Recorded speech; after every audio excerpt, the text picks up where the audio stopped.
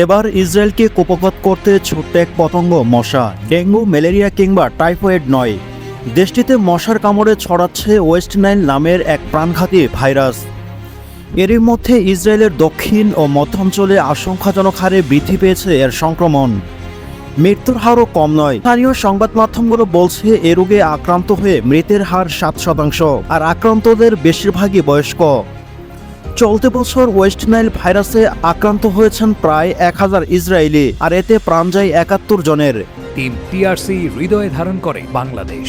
The real consultation, স্বচ্ছ VAT আইনে দক্ষ ন্যায্য ভ্যাট প্রদানে।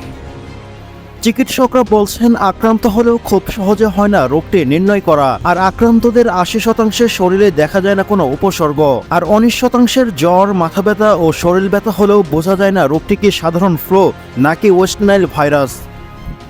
এদিকে সংশ্লিষ্টরা বলছেন ইসরায়েলে অপরিচিত নয় এ রোগটি। সাধারণত প্রতি বছর জুলাই থেকে অক্টোবর 5 মাস থাকে রোগের মৌসুম, তবে আগে কখনোই এবারের মতো ভয়ঙ্কর রূপ নেয়নি এ ভাইরাসটি।